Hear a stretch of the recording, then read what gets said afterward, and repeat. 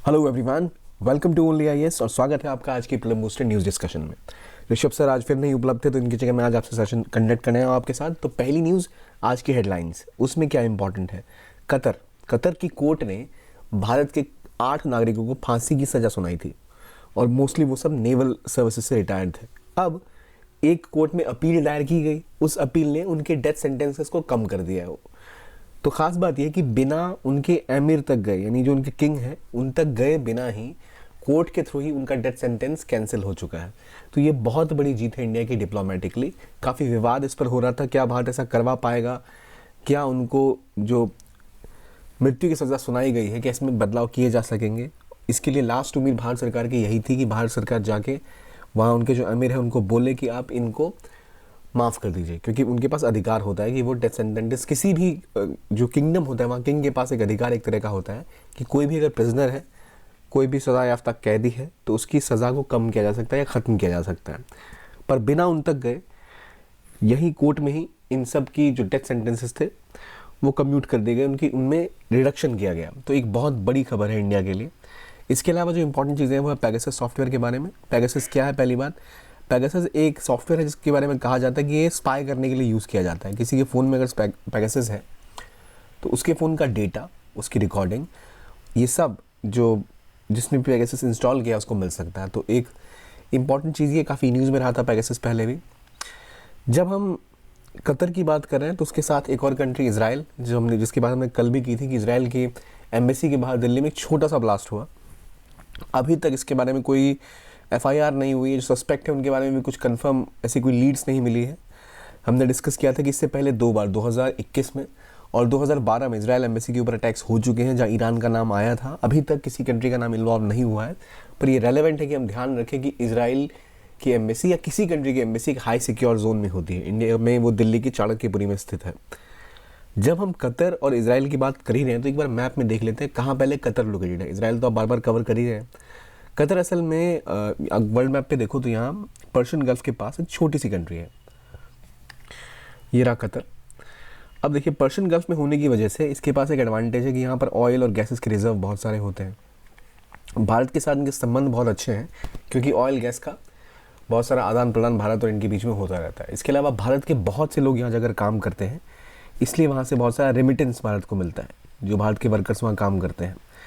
अब देखिए कतर की राजधानी मुझे बता सकते हैं आप क्या है, और कतर की जो राजधानी है वहाँ कोई वर्ल्ड कप हुआ हो, कुछ ऐसा हुआ हो। तो बेसिकली मैं बात कर रहा हूँ फुटबॉल वर्ल्ड कप की, जो दोहा में हुआ था, जो कतर की राजधानी है। तो वहाँ हमने देखा था कैसे स्पोर्ट्स को as a tool to attract tourism use किया था कतर ने। तो कतर यहाँ लोकेटेड है। कतर की लोकेशन के पास मैप में गौर से देखिए तो ये रहा कतर, यहाँ पास में इसकी छोटा सा आइलैंड है, ये बहरीन है। सऊदी अरब के जो कोस्ट है उसके ऊपर खड़ा एक तरह से अब खंबे की तरह दिखेगा ये कतर का देश। तो इसको याद करना काफ़ी आसान है। इस रीजन में उतने देश है भी नहीं।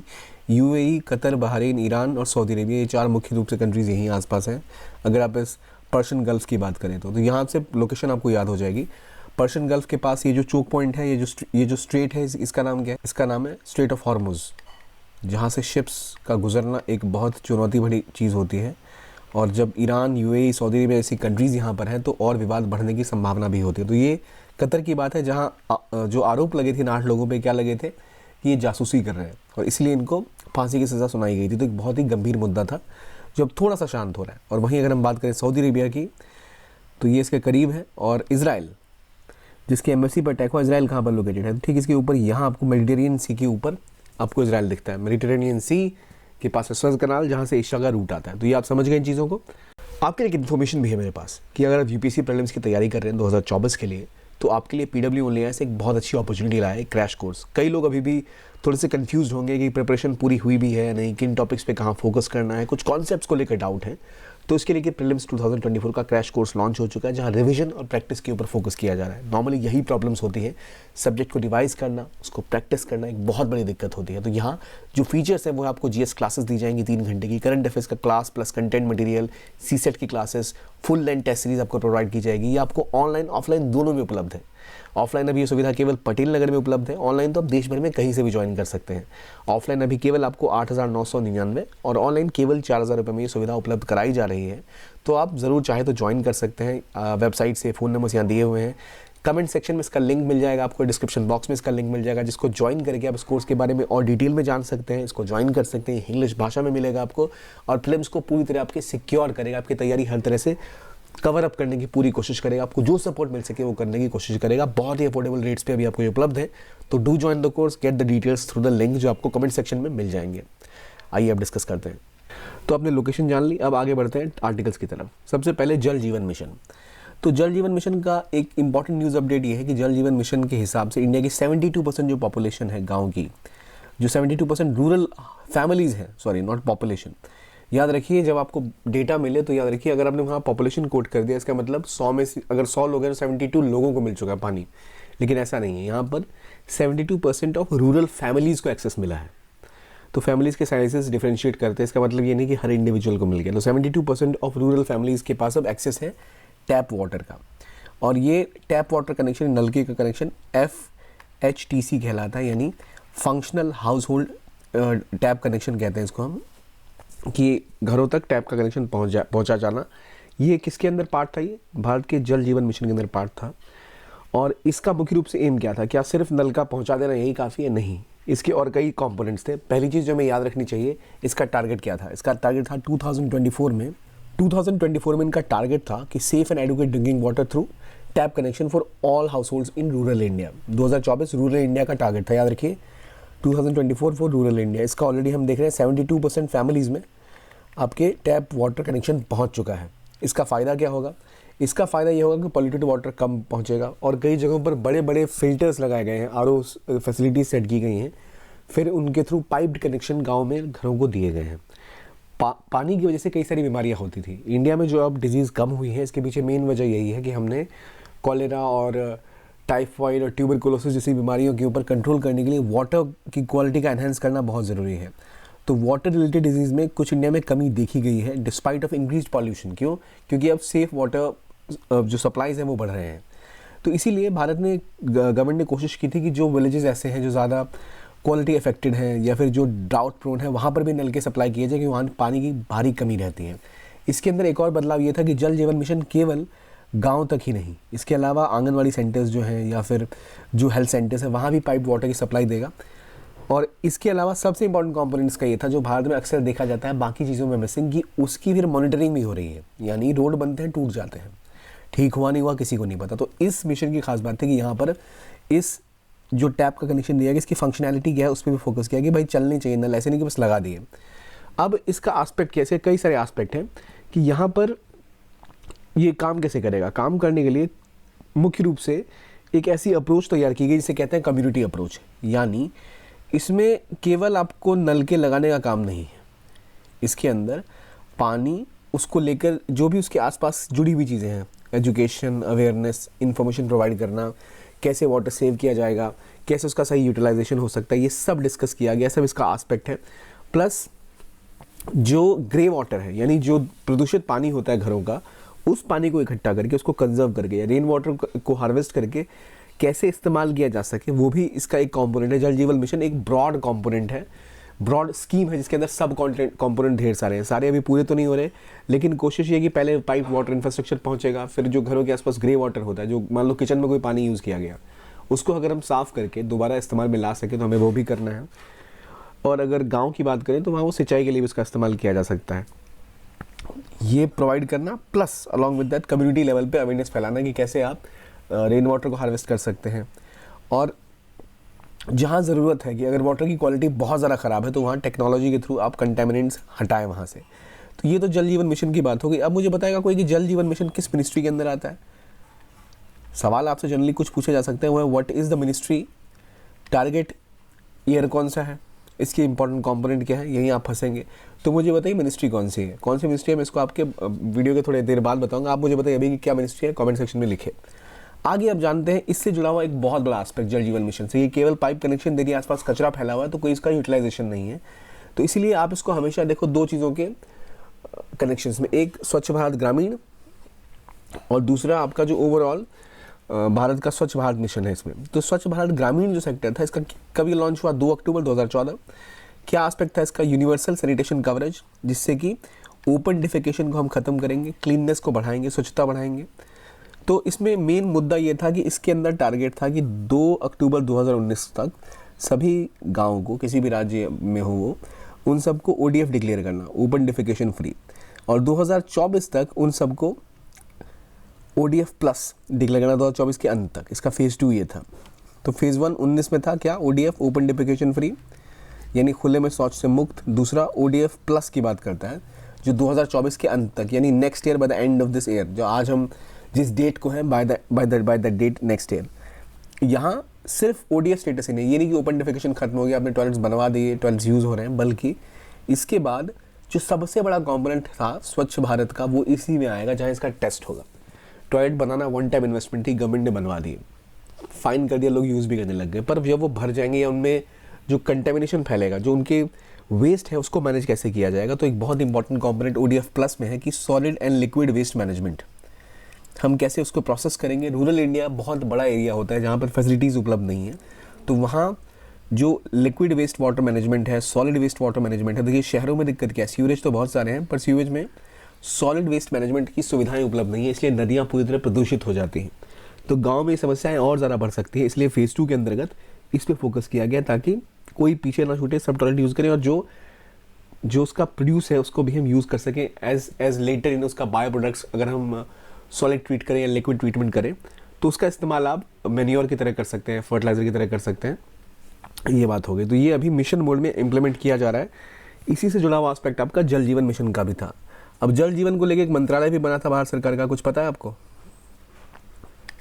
अगर मैं आपको याद दिलाऊं तो मिनिस्ट्री ऑफ जल शक्ति, ये इसकी नोडल बॉडी है, और प्लस जल शक्ति के अलावा अभी जैसे जल संवाद भी शुरू किया गया जल मिनिस्ट्री द्वारा, ताकि लोग अवेयर हो जाएं कि कैसे जल का सही इस्तेमाल करना। तो ये चीज़ याद रखनी इंपॉर्टेंट है। आई होप आपको पता लग गई होगी। अब आगे बढ़ते हैं और बात करते हैं वंदे भारत एक्सप्रेस की बात आपने सुनी होगी। अमृत भारत की बात करते हैं। अमृत भारत क्या है भाई? देखो वंदे भारत क्या है। वंदे भारत एक हाई स्पीड ट्रेन का नेटवर्क है। इसे अगर हम ग्लोबली देखें तो सेमी फास्ट वो कह सकते हैं हम, ट्रेन है। अब इसी का एक बेसिक वर्जन आम जनता के लिए लॉन्च किया गया, जो थोड़ी सस्ता होगा और जो बिना एसी का होगा, वो अमृत भारत। पहले इसका नाम कुछ और दिया गया था, वंदे साधारण नाम दिया गया था, पर असल में इसको अमृत भारत एक्सप्रेस के नाम से लॉन्च किया गया। इसमें क्या है, ये इंडिया में ही मैन्युफैक्चर होगा, प्लस इसमें पुश पुल टेक्नोलॉजी का इस्तेमाल किया जाएगा, जो कि वंदे भारत में भी है, यानी आगे भी एक इंजन, पीछे भी एक इंजन। तो इंडिया में नॉर्मली एक ही इंजन आगे की तरफ खींचता है, इसमें क्या है, आगे का इंजन आगे की तरफ खींचेगा, पीछे का इंजन धक्का मारेगा फॉरवर्ड की तरफ। तो वो टेक्नोलॉजी के थ्रू ये ज़्यादा स्पीड अटेन कर पाएगी, और इसको 130 के आसपास की स्पीड अटेन करने की उम्मीद की जा रही है। तो सेमी सुपर फास्ट ट्रेन होगी एक तरह से। ये ग्लोबल स्टैंडर्ड को अगर हम देखें तो वहाँ क्योंकि 200 किलोमीटर से भी ज़्यादा की स्पीड होती है। इस ट्रेन को कहाँ मैन्युफैक्चर किया जा रहा है? तो चेन्नई में इंटीग्रल कोच फैक्ट्री है। काफ़ी इंपॉर्टेंट एक आस्पेक्ट इंडियन रेलवेज़ के लिए, नाम याद रखिए कहाँ पर है, चेन्नई में इंटीग्रल कोच फैक्ट्री। जो ये ट्रेन होगी 30 दिसंबर से लॉन्च होने वाली है, अयोध्या में लॉन्च होगी। इसमें मंथली प्रोडक्शन 20-30 ट्रेन का होगा, और इसमें 130 की स्पीड पहुंचने की कैपेसिटी है। वाटर सेविंग टॉयलेट यूज़ किए जाएंगे, मॉडिफाइड इंजन है। इसमें एयर कंडीशन नहीं होगा, याद रखिए। अमृत भारत का मतलब है वहाँ पे बेसिक ट्रेन होगी, इसमें एसी नहीं होगा, जनरल डिब्बे होंगे, स्लीपर कोचेज़ होंगे। और इसमें खास बात ये एक्सेसिबिलिटी बढ़ाई गई है। हमने फोकस किया टॉयलेट्स को कम वाटर यूजेज की तरह बनाने का। रैंप की सुविधाएँ दी है ताकि कोई व्हील चेयर बाउंड है तो वो भी ट्रेन में आ सके। Charging points, water bottles, 22 coaches होंगे इसमें, 12 स्लीपर क्लास और अराउंड 8 जनरल डिब्बे और 2 गार्ड कंपोनेंट होंगे इसके अंदर। तो ये टेक्नोलॉजी जो इसके अंदर यूज़ की गई है, मैंने बताया आपको, पुश पुल टेक्नोलॉजी, और ये इसलिए किया गया ताकि वो और जल्दी स्पीड अटेन कर पाए और ज़्यादा वो ईजिली सस्टेन करके पुश हो पाए। इसके अलावा डिस्ट्रीब्यूटेड पावर टेक्नोलॉजी का भी इस्तेमाल किया गया। ऐसी टेक्नोलॉजी है जहाँ डिब्बे, हर दूसरा तीसरा डिब्बा जो होता है उसके अंदर एक मोटर होगा जो इलेक्ट्रिसिटी के थ्रू चलता रहेगा। इसे डिस्ट्रीब्यूटेड पावर टेक्नोलॉजी कहते हैं, यानी अलग अलग डिब्बों में पावर को हमने डिस्ट्रीब्यूट कर रखा है ताकि बेहतर तरीके से वो ऑपरेट कर पाए। फिर इसमें क्या है ना, हम नॉर्मली ट्रेन में जाते हैं तो बहुत झटके लगते हैं जब ट्रेन स्टार्ट होती है या रुकती है। तो इसे रोकने के लिए वहाँ पर एक सेमी परमानेंट कपलर की बात की गई है। सेमी परमानेंट कपलर क्या करता है, जब ट्रेन स्टार्ट होती है रुकती है उससे झटके कम लगते हैं, जर्क्स कम लगते हैं। प्लस मोस्ट इंपॉर्टेंटली इन डिब्बों में एक और चीज़ की गई है, जितने भी जो अगर आप नॉर्मल ट्रेन में सफ़र करो कभी, तो वहाँ 2 डिब्बे जब जोड़े होते हैं तो बीच में खाली स्पेस होता है, उन सब को कवर किया गया है जिससे कि प्रेशर बेहतर तरीके से मेंटेन रहे और दिक्कतें ट्रेन में ना आए। तो ये अमृत भारत एक्सप्रेस। अमृत भारत एक्सप्रेस की इंपॉर्टेंट डायमेंशंस हमने डिस्कस कर ली, क्या है, क्यों इंडिया के लिए इंपॉर्टेंट है, क्योंकि railways is like lifeline of Indian economy and Indian population. बहुत सारे लोगों को ये मूव कराती है। तो Amrit Bharat is a good step towards that. अगला आर्टिकल देखते हैं, ये है भारतीय स्टेशन के बारे में। भारतीय स्टेशन कहाँ पर है भाई? भारतीय स्टेशन है अंटार्कटिका में। भारतीय स्टेशन अंटार्कटिका में कर क्या रहा है? वहाँ पे स्टडी कर रहा है। अब भारतीय कहाँ पे लोकेटेड है? अंटार्कटिका में। इसको आर्कटिक से डिफरेंशिएट करना सीखिए। अब आर्कटिक अंटार्कटिका में एक फ़र्क है, एक जगह पोलर बियर मिलते हैं और एक जगह पेंगुइन मिलती हैं। आपका काम है मुझे ये बताना, आर्कटिक और अंटार्कटिका का फ़र्क समझना है तो किस जगह पर पेंगुइन्स मिलते हैं और किस जगह पर पोलर बियर मिलता है। अब आप में से कुछ लोग कहेंगे ये साउथ अफ्रीका में भी पेंगुइन मिलते हैं, मैं वो समझ रहा हूँ, बट मैं पूछना चाहता हूँ पोल्स में 2 पोल हैं, एक अंटार्कटिका और दूसरा आर्कटिक। तो एक जगह पोलर बियर मिलते हैं और एक जगह पेंगुइन मिलते हैं। कौन सी चीज़ कहाँ मिलती है बताइए मुझे आप। तो ये जो स्टडी सेंटर है भारतीय, कहाँ पर है? ये है अंटार्कटिका में। इसने क्या देखा है? इसने देखा है कि जो आयोनोस्फीयर इंडिया जो धरती के आसपास है, इसमें लगातार सनलाइट समर्स में आने के बाद और सर्दियों में लगातार अंधेरा होने के बावजूद वेरिएशन देखी गई है। क्या वेरिएशन देखी गई है? कि हर मौसम और हर सीज़न में यहाँ वेरिएशन होती है। और ये पिछले 10 साल का डेटा इन्होंने देखा है और इस 10 साल के डेटा में इन्होंने बोला है कि काफ़ी बदलाव इन्होंने नोटिस किए हैं। अब ये वहाँ का जर्नल है, जर्नल ऑफ पोलर साइंस, उसमें पब्लिश भी हुआ है। हमारे काम की चीज़ें यहाँ क्या क्या है? अब रिसर्च का डेटा क्या है वो तो हमें पता चलेगा नहीं, हमें समझ भी नहीं आएगा क्योंकि हम साइंटिस्ट नहीं हैं। लेकिन हमें ये पता होना चाहिए कि पहली बात भारतीय स्टेशन कहाँ है? अंटार्कटिका में है। दूसरी चीज़ आयनोस्फीयर होता क्या है? तो आयनोस्फीयर एक लेयर है अर्थ के आसपास। जनरली हम जिस लेयर को समझते हैं वो होता है troposphere, stratosphere, mesosphere, thermosphere, exosphere. लेकिन आयनोस्फीयर का वो रीजन होता है जहाँ पर जो आयन है वो एक्टिवेट हो जाते हैं। और ये कोई एक लिमिटेड नहीं है। बाकी लोगों को आपको डिस्टेंस पता है, ट्रोपोस्फीयर 20 किलोमीटर, स्ट्रेटोस 50, मेसोस 85। आयनोस्फीयर असल में मेसोस्फीयर से लेके एक्सोस्फीयर तक फैला हुआ है। ये असल में ये वो रीजन है जो धरती के एटमॉस्फेयर से लेके अंतरिक्ष तक फैला हुआ है। तो ये आयनोस्फीयर है जहाँ पर मुख्य रूप से क्या होता है, जो आपकी इंपॉर्टेंट सैटेलाइट्स होती हैं इस रीजन में ऑपरेट करती हैं, जो आपके रेडियो सिग्नल ट्रांसमिट होते हैं वो यहीं से ट्रांसमिट होते हैं। तो ये बहुत इंपॉर्टेंट है अर्थ की ऑपरेशंस के लिए। जितने सैटेलाइट्स हैं मोस्टली यहीं पे मूव करते हैं। यहाँ खास बात है कि वेदर के हिसाब से बहुत प्रभावित होता है। हर मौसम में आयनोस्फीयर बदल जाता है। जैसे जैसे बाहर से आने वाली रेज और सिग्नल्स इस पर इम्पैक्ट करती हैं वैसे वैसे इसकी प्रॉपर्टीज़ बदलती हैं। तो आयनोस्फीयर एक ओवरलैपिंग लेयर है। नॉर्मली जो लेयर्स हैं जो हम डिवाइड करते हैं troposphere, stratosphere, mesosphere, thermosphere, exosphere, ये एक्सोस्फीयर, थर्मोस्फीयर, मेसोस्फीयर को के रीजन में ही पड़ता है और एक कोई डिफाइन नहीं है, समय के साथ ये बदलता रहता है। ये है आयनोस्फीयर। तो आयनोस्फीयर का स्ट्रक्चर जिसमें मैंने बताया लगभग 80 से 400 बताया गया, लेकिन ये लिमिटेड नहीं है, ऊपर नीचे होता रहता है। डिपेंड करता है कि आप किस समय में। फिर 3-4 लेयर्स हैं इसकी।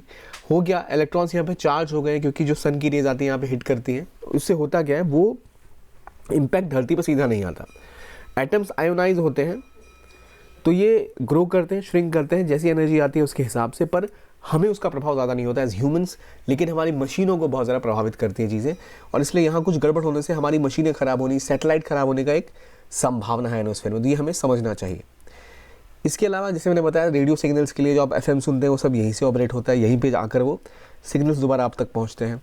टेम्परेचर जब इंक्रीज़ होता है, जब हाइट से बढ़ते हैं तो टेम्परेचर इंक्रीज़ भी होता है। जो आप नॉर्मली आप देखते हो ऑरोरा या नॉर्दर्न लाइट या सदर्न लाइट, जो आप या तो आइसलैंड में जाके देख सकते हो या नॉर्वे में जाके देख सकते हो, वो असल में आयनोस्फीयर में ही होता है। प्लस जो रेडियो वेव ट्रांसमिट होती है वो धरती पे आती है दोबारा इसी लेयर के द्वारा। इसलिए आपको जो रेडियो नेटवर्क सुनने को मिलता है वो इसी लेयर की वजह से सुनने को मिलता है। क्या और यहाँ पे ऑपरेट कर रहा है भारतीय स्टेशन कब शुरू किया गया था? तो 2012 में शुरू किया गया था। इसने 10 साल का डेटा भी देखा है जिसके हिसाब से असेसमेंट की है।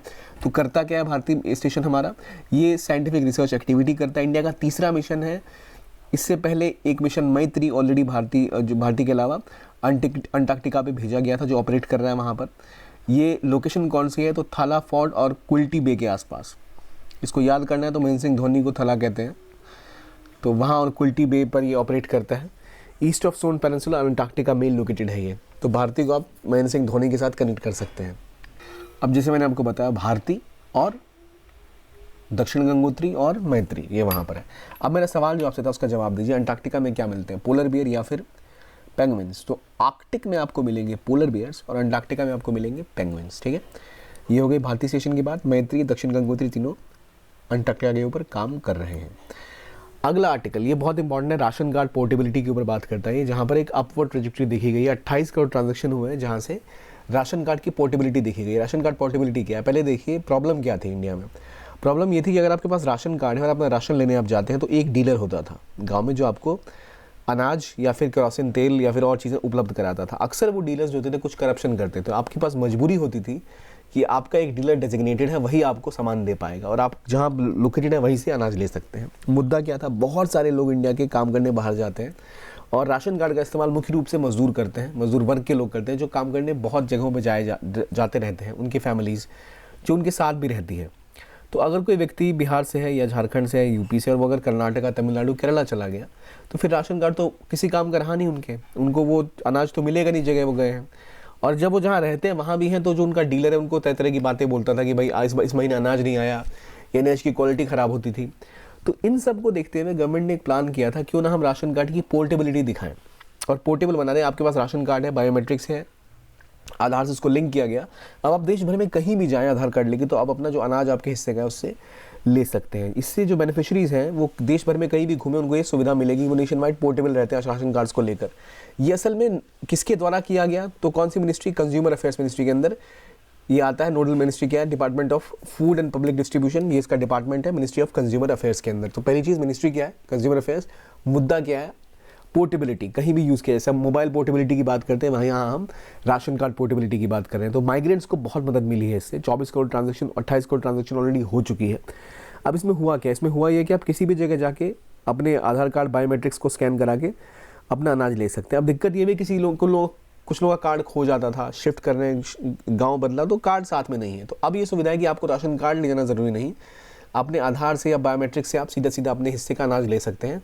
और डेटा टेक्नोलॉजी के थ्रू कैसे हमने इस चीज़ को गैप किया, एग्जाम्पल है how technology can help you plug the holes in India supply distribution network और पब्लिक डिस्ट्रीब्यूशन सिस्टम, PDS जिसे हम कहते हैं, जिसके तहत भारत में सबको अनाज दिया जाता है, उसे कहते हैं PDS, पब्लिक डिस्ट्रीब्यूशन सिस्टम। तो राशन कार्ड पोर्टेबिलिटी जो मजदूर वर्ग है उसकी एक बहुत बड़ी समस्या को सॉल्व करता है। मजदूर ही नहीं, और भी कई लोग होते हैं जो बाहर काम करने जाते हैं, उन सभी के लिए ज़्यादा रेलेवेंट है। बिना आपको कार्ड के भी चीज़ें मिल जाएंगी। आपके पास ऑप्शन ये भी दिया गया है कि डीलर आपका लिमिटेड नहीं है, आप किसी भी डीलर से जाके सामान ले सकते हो अगर आपको लग रहा है कि आपका डीलर आपके साथ चीटिंग कर रहा है। तो ये वो चीज़ है राशन कार्ड पोर्टेबिलिटी। इससे माइग्रेंट्स को और वर्कर्स को बहुत ज़्यादा मदद मिलेगी। इसका सोल्यूशन कैसे हुआ, उन्होंने एक EPOS डिवाइस लगाया। EPOS डिवाइस क्या होता है, कभी कभी आप दुकानों में जाओ तो एक पॉइंट ऑफ सेल डिवाइस होता है, कभी पेटीएम का अलग तरह का, आप उसमें कभी कार्ड लगाओ तो आपको, जिससे आप पेमेंट करते हैं तो एक पेपर की पर्ची निकल के आती है, इस तरह की चीज़ें की जाती हैं। तो आधार कार्ड को राशन कार्ड के साथ सीड किया गया। हर राशन की दुकान पे, जिसे हम फेयर प्राइस शॉप कहते हैं, वहाँ पे ऐसे डिवाइस लगाए गए। उसके थ्रू आधार कार्ड पहले ही मर्ज हो चुका है, आप अपना बायोमेट्रिक जैसे ऑथेंटिकेट करेंगे उसके ऊपर अपना बेनिफिशियरी उसमें से अपना अनाज ले सकते हैं, फूड ग्रेन्स को क्लेम कर सकते हैं, फैमिली मेम्बर्स भी क्लेम कर सकते हैं, अपना डीलर चूज़ कर सकते हैं। आधार ऑथेंटिकेशन होने की वजह से राशन कार्ड लाने की, इवन आधार कार्ड लाने की भी ज़रूरत नहीं है, फिंगरप्रिंट से काम चल जाता है। तो फैसिलिटेशन बहुत ज़्यादा बढ़ गई। इसकी रेलेवेंस कहाँ कहाँ होगी, फूड सप्लाई से जो नेशनल फूड सिक्योरिटी एक्ट है उसके तहत जो बात हमने संविधान में की है, जो हमने बात हर जगह की है कि हम देंगे खाना, मिलेगा कैसे, अनाज तो तभी पहुँचेगा जब वो हो, केवल अलॉट किया हुआ नहीं हो, वो जो व्यक्ति है उन तक वो पहुँच पाए। तो उसके लिए बहुत अच्छा स्टेप है ये। ठीक है, इसकी बात हो गई। अगली बात करते हैं हम चंद्रयान 4 के बारे में। अब देखिए, जापान का एक मिशन अभी चंद्रमा पे जाने वाला है। अगर ये सक्सेसफुल होता है तो चंद्रयान 4 को बहुत बड़ा बूस्टअप मिलेगा। तभी डिसाइड होगा चंद्रयान 4 का जो स्ट्रक्चर है वो कैसा होने वाला है। जापान से क्या संबंध है इसका, तो देखिए, जापान असल में अपना एक स्लिम स्पेस क्राफ्ट भेज रहा है। स्लिम मतलब क्या होता है, पतला दुबला, और एक बहुत छोटा सा माइक्रो मैनेज रिड्यूस्ड साइज का एक अपना स्पेस क्राफ्ट है वो जापान ने भेजा है, जो चांद के ऊपर लैंड करेगा। क्योंकि याद रखिए, चंद्रयान 3 अभी सक्सेसफुल हुआ है, चंद्रयान 4 जो है वो इंडिया और जापान का जॉइंट मिशन है। ठीक है, जो ये एक लूनर प्रोब होगा, जो चांद की जो पोलर साइड है चांद की, उस पर जाकर रिसर्च करेगा। इसमें दोनों इंडिया जापान को ज्वाइन कर रहे हैं। तो ये स्लिम अभी जो एक स्मॉल स्केल लैंडर है जो जापान भेज रहा है अपने जाक्सा, जो जापान की स्पेस एजेंसी है उसका नाम है जाक्सा। तो जाक्सा और इसरो मिल के चंद्रयान 4 पे काम करने की बात कर रहे हैं अभी। तो उससे पहले चंद्रयान 3 सक्सेसफुल हो गया। अब जाक्सा, जापानीज स्पेस एजेंसी जो है, उन्होंने एक छोटा सा स्मॉल स्केल लैंडर भेजा है मून की सरफेस पे, जो जाकर ये स्टडी करेगा कि अगर कोई एक छोटे साइज़ का लैंडर, जब उसके आप साइज़ को रिड्यूस करते हो, वेट को रिड्यूस करते हो, तो किस तरह वो लैंड कर सकता है। और मून की जो ऑरिजिन्स हैं उसके ऊपर काम करके भाई क्या, किस तरह से क्या हुआ, कैसे शुरुआत हुई मून की, इसके बारे में ये जाक्सा ने बनाया है। अब इसके अंदर एक XRISM है, XRIS है, जो एक एक्सरे स्पेस टेलीस्कोप है। ये तो ठीक है, लेकिन इससे चंद्रयान 4 पे क्या प्रभाव पड़ेगा? देखिए, जो ये टेक्नोलॉजी यूज़ की गई है, इससे पता लगेगा कि किस तरह हम चंद्रयान 4 को लैंड करा सकेंगे, कैसी क्या ट्रेजेक्टरी होगी, क्या टेक्नोलॉजी होगी जिसके तहत चंद्रयान 4 चांद के ऊपर लैंड करेगा। एक तो क्योंकि लो वेट मिशन है जो भेजा गया है, इससे हमें पता लगेगा कि हम कितने ज़्यादा लेवल तक वजन को कम करके एक लैंडर को लैंड करा सकते हैं। चंद्रयान 4 का मेन कंपोनेंट ये है कि वो ना सिर्फ लैंड करेगा, बल्कि वहाँ से कुछ उसका रोवर निकलेगा, कुछ चीज़ें वहाँ से इकट्ठा करेगा, फिर उसको लेकर वो दोबारा धरती तक आएगा। ये इंपॉर्टेंट एस्पेक्ट है इसका। ये बात की जा रही है कि लो वेट मिशन होने की वजह से अगर सक्सेसफुल होता है ये, तो भारत इसी टेक्नोलॉजी का इस्तेमाल जाक्सा के साथ करेगा चंद्रयान 4 में। तो इसरो के लिए बहुत इंपॉर्टेंट है। चंद्रयान 4 असल में स्पेसक्राफ्ट होगा, लैंड करेगा मून पे, कलेक्ट करेगा सैंपल को, स्पेस में दोबारा आएगा, अर्थ की ऑर्बिट में आएगा और फिर वापस धरती पे आ जाएगा या फिर समुद्र में कहीं गिरेगा, फिर उसको कलेक्ट कर लिया जाएगा। चंद्रयान 4 चंद्रयान 3 से बहुत बड़े लेवल का मिशन है। चंद्रयान 3 केवल वहाँ पे लैंड हुआ था। चंद्रयान 4 में आप उसको वापस लाने की बात करें, चंद्रयान 3 केवल 30 किलो का था। चंद्रयान 4 350 किलो का रोवर मून के ऊपर लैंड करेगा ताकि वहाँ से सैंपल कलेक्ट किए जा सके। ये जो लैंडिंग है ये चंद्रयान 3 से भी ज़्यादा खतरनाक लैंडिंग है, क्योंकि ये मून के रिम पे की जाएगी, एक ऐसा रीजन जो कभी एक्सप्लोर नहीं किया गया। और एक बड़े लेवल का रोवर इसके साथ भेजा जाएगा जो अपने साथ सैंपल्स को सक्सेसफुली अर्थ तक लाने की बात करेगा। तो एक बहुत बड़े लेवल पे एक लीप ऑफ फेथ है इसरो की। तो यहाँ जाक्सा के साथ इसलिए वो ऑपरेट करने वाले हैं। इसका पूरा नाम होगा ल्यूपेक्स, यानी लूनर पोलर एक्सप्लोरेशन मिशन, क्योंकि चांद के आप पोलर रीजन के ऊपर एक्सप्लोरेशन की बात करें तो इंडिया जापान का जॉइंट वेंचर है। लॉन्च डेट इसकी 2026 के आसपास की बताई जा रही है। अभी जापान ने ऑलरेडी अप्रूवल दे दिया है। बात यह है कि भारत ने अभी तक इसको अप्रूवल नहीं दिया है। तो ये मून के साउथ पोल को देखेगा और ज़्यादा करीब। चंद्रयान 3 थोड़ा सा साउथ पोल से दूर था, ये और ज़्यादा वहाँ साउथ पोल पर जाकर नेविगेट करेगा, वहाँ जाकर चीज़ों को स्टडी करेगा और सैंपल्स को दोबारा धरती पर लाएगा। तो बहुत ही महत्वपूर्ण मिशन है। लेकिन ये जो चंद्रयान 4 है इसकी जो सफलता है कुछ हद तक स्लिम क्या करता है उससे भी पता लगेगा। स्लिम क्या है? जाक्सा का मिशन। जाक्सा क्या है? जापान की स्पेस एजेंसी। पता लग गया आपको? चलो अगले आर्टिकल की तरफ बढ़ते हैं। अगला आर्टिकल क्या है भाई? यूपीआई। यूपीआई की शुरुआत कौन करता है, कौन इसका करता होता है? तो NPCI, national payment corporation of India. अब इन्होंने एक नया फीचर यूपीआई में ऐड किया है, यूपीआई टैप एंड पे, यानी एनएफसी का इस्तेमाल करते हुए अब आप यूपीआई का इस्तेमाल कर पाएंगे। एनएफसी क्या होता है? Near field communication. Near field communication के अंदर इलेक्ट्रोमैग्नेटिक तरीके से केवल आप जो भी आपका मान लो आपको पेमेंट करनी है, कई महंगे फ़ोन्स में सुविधाएं होती हैं, तो अगर आपके पास विदेशों में आप जाओ, लंदन यूके वगैरह, तो वहाँ यही मुख्य रूप से इस्तेमाल किया जाता है। आप कोई भी टैप पेमेंट करनी है, अपना फ़ोन ले जाओ, जो चीज़ टैप जिसके ऊपर करनी है, जैसे इससे आप पेमेंट करें यूपीआई के ऊपर, इसके सामने फ़ोन रखो, टैप करते ही पेमेंट डन हो जाएगी। तो ये टेक्नोलॉजी यूज़ करता है, उसका नाम है एनएफसी, जिससे टैप एंड पे किया था, फ़ोन को टच करा के पेमेंट हो जाती है। अब बात यह है कि यूपीआई के थ्रू भी आप ऐसी सुविधाओं का फ़ायदा उठा पाएंगे। यूपीआई भी अब एनएफसी का इस्तेमाल करेगी। तो अगर आपके पास यूपीआई है, दूसरे पेमेंट वाले के पास आप जाके टैप करोगे तो ये पेमेंट हो जाएगी। ये यूपीआई पिन या यूपीआई लाइट के थ्रू हो पाएगी। तो एनएफसी होती क्या, जरा देख लेते हैं। Short range wireless connectivity technology है, पूरा नाम है नियर फील्ड कम्युनिकेशन। तुरंत इन्फॉर्मेशन टच होती है, एक सिंगल टच के साथ पेमेंट कंफर्म हो जाएगी। इलेक्ट्रोमैग्नेटिक रेडियो फील्ड्स का इस्तेमाल किया जाता है, जिससे दोनों डिवाइस में चिप लगे होते हैं, यानी जिस भी फ़ोन में एनएफसी का चिप होगा उस फ़ोन से इलेक्ट्रोमैग्नेटिक रेज निकलती है।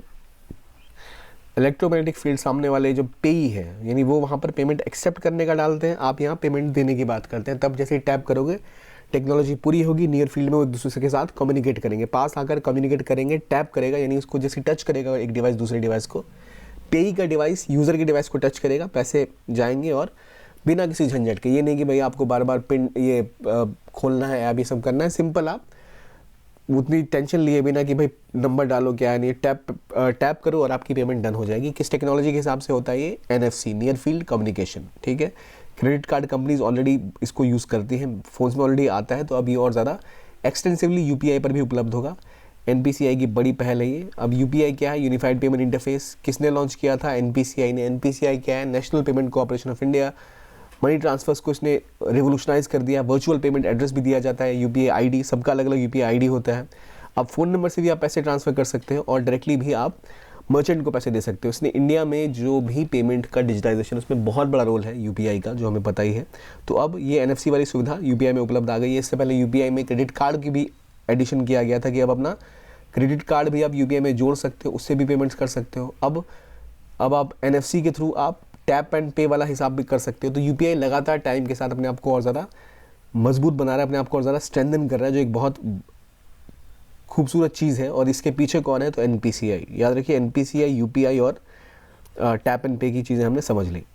अगला आर्टिकल बात करता है अनलॉफुल एसोसिएशन यानी UAPA के बारे में। असल में मिनिस्ट्री ऑफ होम अफेयर्स ने मुस्लिम लीग जम्मू कश्मीर को मसरत आलम फैक्शन जो है उसको बताया है अनलॉफुल एसोसिएशन अंडर UAPA।